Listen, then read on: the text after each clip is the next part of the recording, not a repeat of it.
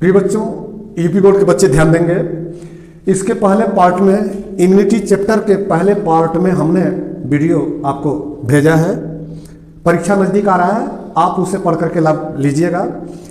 उसी इम्यूनिटी का ये पार्ट नंबर 2 हम वीडियो आपको दे रहे हैं। इम्यून प्रतिक्रियाओं के भेद, टाइप ऑफ इम्यून रिस्पॉन्स।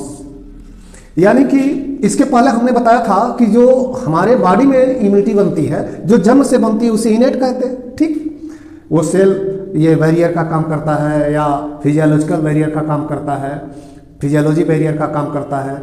यानी कि इस तरह से कई प्रकार में हमने उसको समझाया था इनेट इम्यूनिटी को।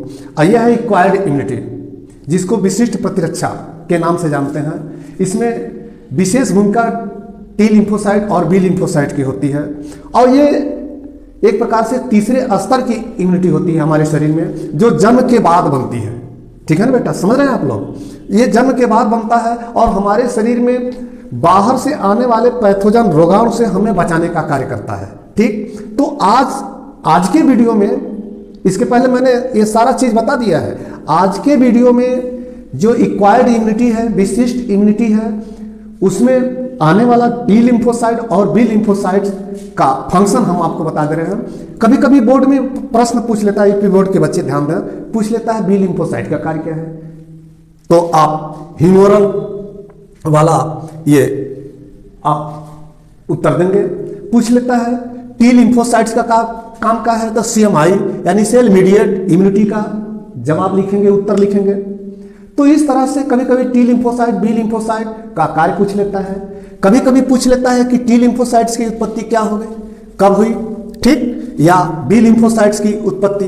तो देखा, ये बी लिम्फोसाइट्स, ये बी लिम्फोसाइट्स, ठीक, और ये टी लिम्फोसाइट्स। ध्यान दीजिएगा, इनके कार्य अंतर भी यही आपको मैं बता दूं 1 मिनट में। टी लिम्फोसाइट्स बोन मैरो में बनता है, ठीक, रुधिर के साथ आकर के। देखिएगा, हम शुरुआत कर रहे हैं CMI यानी टी लिम्फोसाइट्स निर्मित होता है तो कैसे कैसे क्या क्या करता है।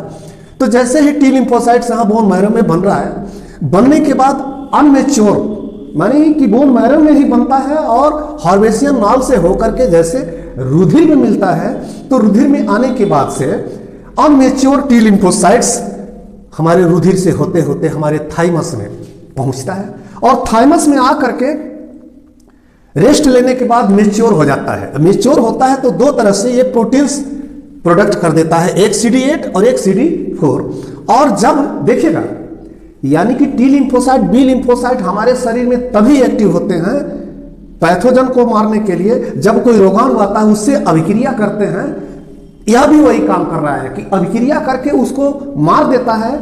मारने के बाद कुछ प्रतिरक्षी प्रोटीन्स बनाता है, रोगाणु को मारने के बाद स्वयं प्रतिरक्षी प्रोटीन्स बनाता है, और वह एक प्रकार से जान लीजिए कि मेमोरी सेल का काम कर लेता है। जब फिर वही रोगाणु हमारे शरीर में प्रवेश करता है कोई पैथोजन, ठीक, एंटीजन के रूप में, तो उसे पहचान करके तब उसको मारने का कार्य करता है। तो इस प्रकार से जैसे ये टी लिम्फोसाइट्स हमारे थाइमस में रुधिर परिसंचरण द्वारा आता है, ये थियरी आप लिख भी सकते हैं टी लिम्फोसाइट के कार्य में। और अभी हम बता रहे हैं कि ये CMI क्या है, सेल मीडिएट इम्यूनिटी। पहले हम इसको बता दें, आता है, मेच्योर होता है तो 2 तरह का प्रोडक्ट बनाता है, CD8 और CD4 प्रोटीन्स। अब देखिए क्या है, जब रोगाणु को देख लेता है तो अपने खुद एक्टिव होकर के स्वयं विभाजित होता है, हमारे थाइमस में विभाजित होता है, तो टी लिम्फोसाइट्स का प्रकार बनाता है। देखा कैसे प्रकार बनाता है, तो टी किलर सेल यानी टी मारक कोशिका। सच में टी मारक कोशिका CD8 का ही प्रारूप होता है। CD8 जो बनाया रहता है ना, देख रहे ना, ये देखिए, ये CD8 ही यहां पर आ करके टी किलर सेल या किलर टी सेल बनाता है। अगर कोई रोगाणु आया, जैसे HIV का आया या एक प्रकार से कह लें TB का आया, तो बैक्टीरिया या वायरस आया, उसको तत्काल मार देता है। हाँ, उसको सोचता नहीं, डायरेक्ट मार देता है।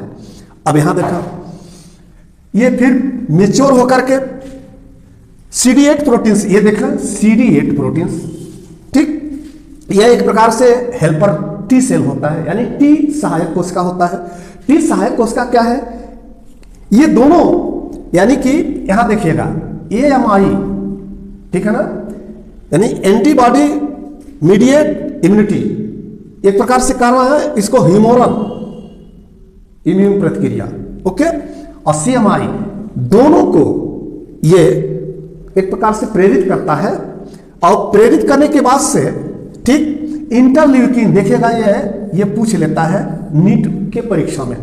इंटरल्यूकिन क्या है बेटा? इंटरल्यूकिन एक ऐसा केमिकल पदार्थ है जो इसी से स्रावित, यही स्रावित करके एक्टिव करता है टी को विभाजित होने के लिए और अन्य प्रकार के प्रारूप बनाने के लिए, और रोग ये स्राव करके स्विच का काम करता है, जोड़ने का काम करता है टी और एक प्रकार से कहना बी लिम्फोसाइट्स को। अब यहां बी लिम्फोसाइट्स आते आते उसको पहचान करके दोनों मिलकर के उसको मार देते हैं। अब देखें, फिर ये प्रोडक्ट करता है निरोधक टी सेल, यानी कि कोई रोगाणु आया तो तत्काल ये टी लिम्फोसाइट्स और बी लिम्फोसाइट्स दोनों के कार्य को रोक देता है, ठीक। रोकने के बाद से रोगाणु को पहचानता रहता है, देखता रहता है। जैसे रोगाणु के क्रियाकलाप थोड़ा कम होते हैं तो टी सेल का विभाजन टी लिम्फोसाइट्स का फिर एक्टिव कर देता है। अब एक्टिव करके फिर उसको मारने के लिए प्रेरित करता रहता है। लेकिन सच में ये मेमोरी टी सेल बहुत ही इंपॉर्टेंट होता है। देखें, ये शरीर की कोशिका है, ठीक। इस कोशिका में अगर कोई एक प्रकार से देख लें, ये रेट्रोवायरस आ गया, जैसे ही इसमें घुसा तो इनसे तुरंत ये एक्टिव होकर के, या कोई बैक्टीरिया आया तो तुरंत एक्टिव होकर के इसको प्रयास करता है मारने का। मार करके बैक्टीरिया ही मान लीजिए, चाहे रेट्रोवायरस, सर्दी जुकाम वाला, समझ रहे हैं ना, कोरोना वगैरह टाइप का वायरस, ये मार करके इसी पर ये प्रोटीन्स बना देता है। प्रोटीन्स बनाने के बाद से हमारे सेल में ये पड़ा रहता है, कुछ दिन तक विश्राम के रूप में रहता है। और जैसे ही फिर कोई रोगाणु अगर ये आता है और सेल में प्रवेश करना चाहता है तो उसे तुरंत पहचान करके इसको मार करके नष्ट कर देता है। यह है टी मेमोरी सेल। नष्ट भी करता है और स्वयं विभाजित होकर के T killer cell, T helper cell और टी निरोधक सेल बना करके तब ये मारने का काम करता है। जरा टी मेमोरी सेल को एक बार आप सुन लीजिए, बड़ा ही इंपॉर्टेंट होता है, इस पर कभी कभी टिप्पणी पूछ लेता है। मेमोरी सेल ये होता है, यानी कि तीसरी प्रकार की इम्यूनिटी हमारे शरीर में जन्म के बाद बनती है, इसी नाते इसको विशिष्ट प्रतिरक्षा इकाई भी कहते हैं, ठीक।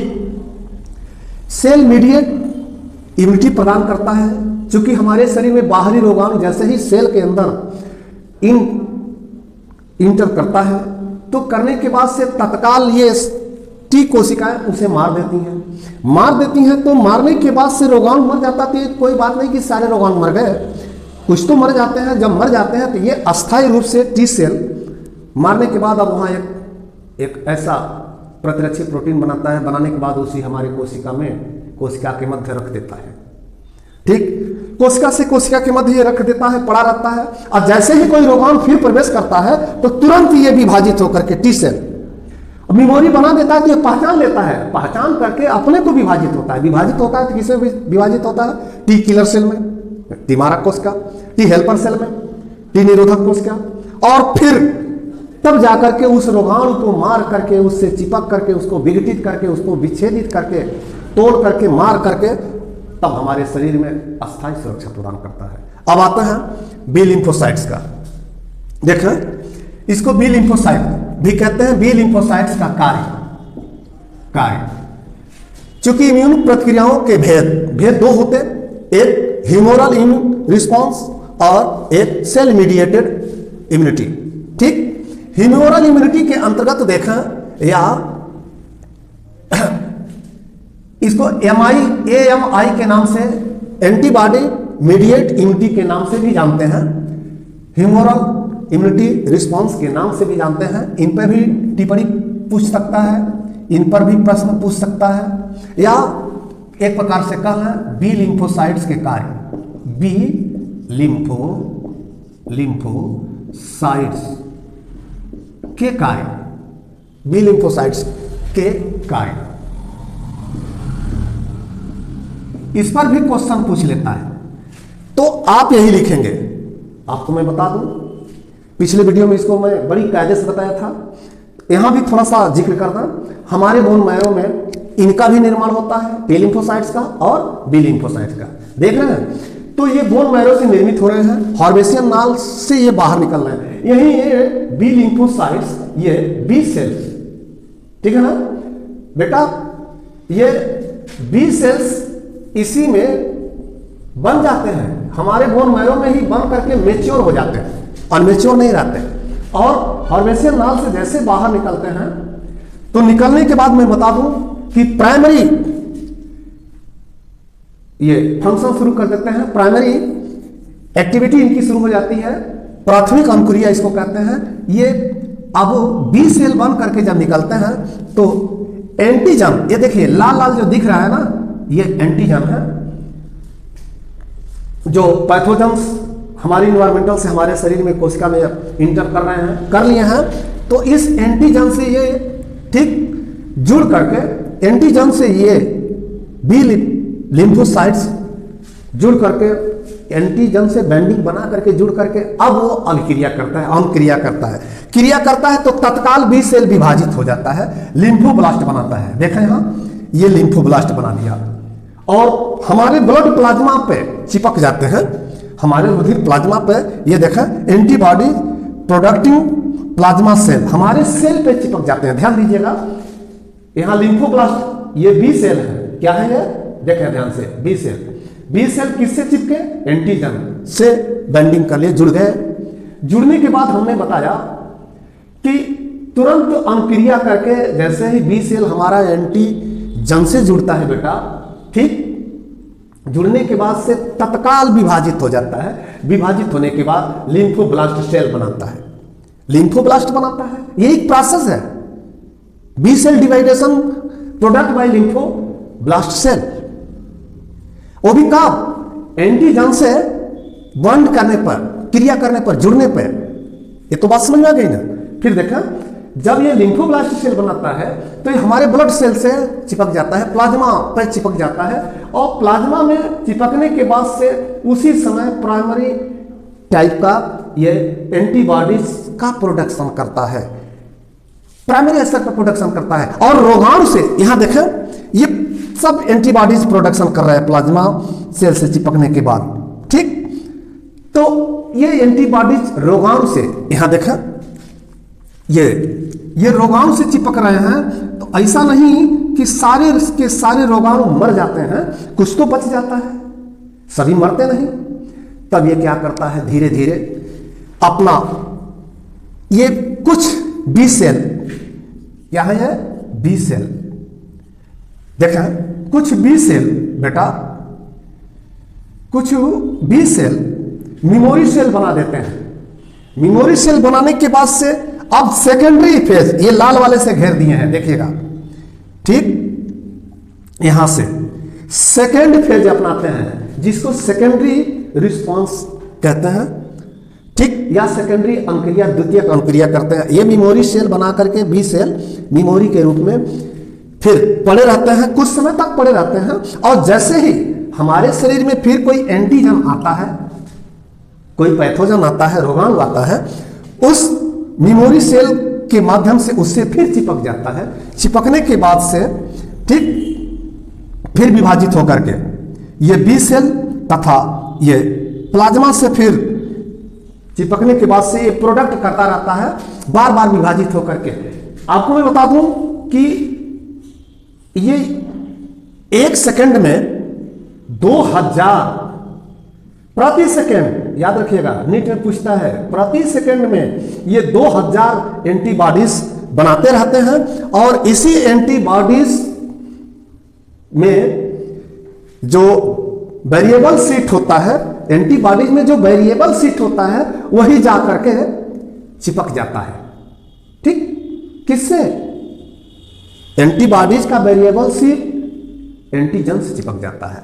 और ये देखें, यही चिपक जाता है, और चिपकने के बाद से एंटीजन को तोड़ करके, विघटित करके, माइक्रोफेजेज अपना करके उसको खा जाता है, भक्षण कर लेता है, मार देता है। या फैगोसाइट्स कोशिका के भांति काम करके उसको मार करके खा लेता है, या उसके कार्य को रोक देता है, या उसे विघटित कर देता है। विघटित करने के बाद छोटे छोटे अणु में बदल करके तब उसे नष्ट कर देता है। तो आइए आज की वीडियो में मैंने ये दोनों की रिस्पॉन्सिबिलिटी, दोनों का कार्य आप लिख सकते हैं। अंतर भी हो गया आपका, आप इसका नोट बना लीजिएगा, हमारी वीडियो को भगा भगा के पढ़ करके उसका नोट्स बना लीजिएगा। ये मैंने बड़े ही अच्छे ढंग से आपको समझा दिया है। ये वीडियो आपको काम दे, परीक्षा नजदीक आ रहा है, सभी लोग लाभ लीजिए और अपने नजदीक के मित्रों को शेयर करिए, बताइए। आज की वीडियो में बस इतना ही। याद रखिएगा, Sitaram sir super bio classes. ठीक, धन्यवाद।